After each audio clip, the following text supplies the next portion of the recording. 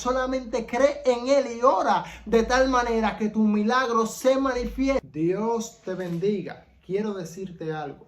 Jesucristo vino aquí a la tierra a crucificarse, a ser sacrificado por tus pecados. Él no vino para buscar a gente perfecta. Él dice en su palabra que Él vino a buscar a los enfermos, a los que tienen necesidades, aleluya, de ser sanos. Por eso, si tú llegaste al camino de Jesucristo, tú llegaste porque Él lo permitió, porque Él permitió que tú llegaras a su camino. Ahora bien, después que tú llegas a su camino y tú te sientes al menos porque tú has pecado, porque ciertamente el pecado causa vergüenza en nosotros por las acciones que nosotros y las decisiones que hemos tomado, te siente mal, te siente como que ya no eres cristiano. Hoy vengo a decirte que recobre ánimo, porque el Señor vino por eso. Él vino a pagar por tus pecados. Él vino a transformarte. Él vino a quitar un corazón de piedra que teníamos antes, a regalarnos un corazón de carne para que nosotros seamos personas diferentes.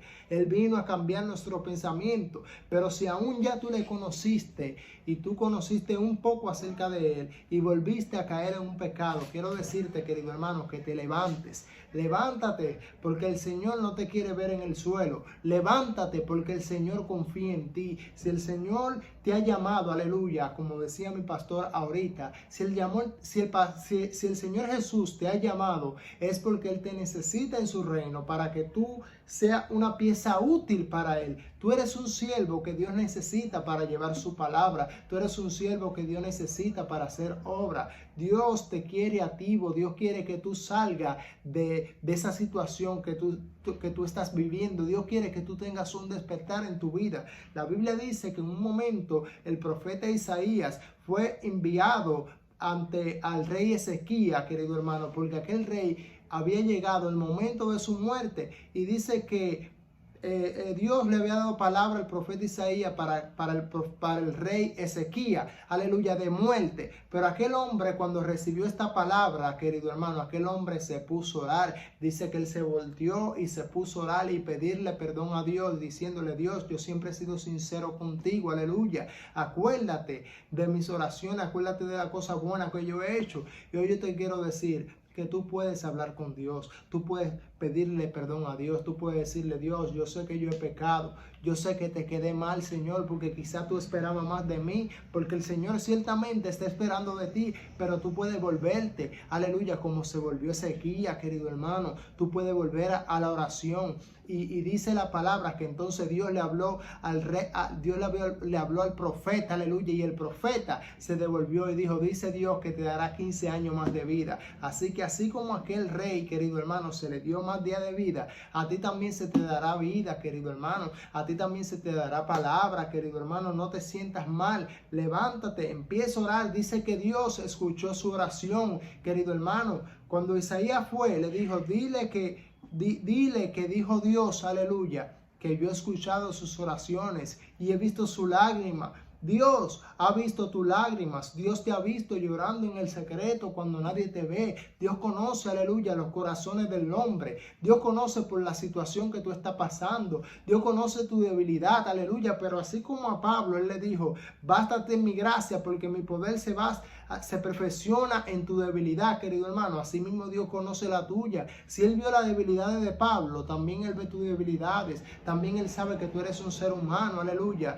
¿Qué decía el salmista David? Dios, no tome en cuenta mi pecado, aleluya. El salmista le decía a Dios, al mismo Dios, el salmista le decía que no tomara en cuenta su pecado, porque es que nosotros no somos perfectos, pero sí le servimos a un Dios perfecto. Mantente dando el 100%, mantente confiando en la palabra de Dios, porque ellas son las que te van a liberar, ellas son las que te van a formar, querido hermano. Por eso es importante leer esto, la Santa Biblia, la palabra de Dios, porque en ella nosotros somos formados, en la palabra de Dios nosotros somos libertados, querido hermano. Hay palabras y pensamientos que nosotros tenemos antes de conocer al Señor, pero cuando nosotros empezamos a conocer al Señor y a leer su palabra, entonces nosotros empezamos a caminar de tal manera como está escrito. Todo aquel hombre que camina en dirección a la palabra de Dios, se hace un hombre sabio, se hace un hombre prudente. Dice la Biblia que aquel que fundamenta su casa sobre la roca fuerte, aleluya, cuando vengan los vientos y cuando vengan las la tormenta, querido hermano, aleluya, no va a caer porque está fundamentado sobre la roca. La roca es Jesucristo. ¿Y cómo tú te vas a fundamentar sobre Jesucristo? Conociendo su palabra,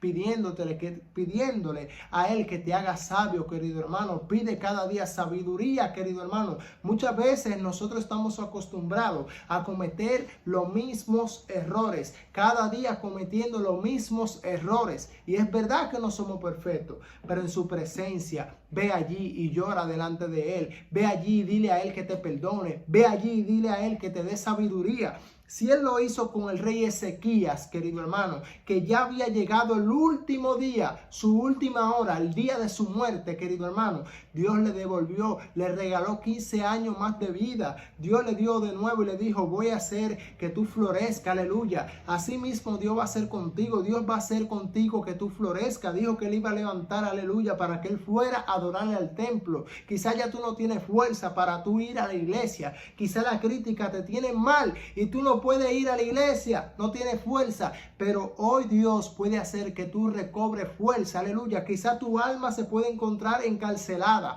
pero tu oración puede hacer que haya una liberación en ti. Así que pide esa liberación y dile, Dios, libera mi alma, saca mi alma de cualquier cárcel que se encuentre.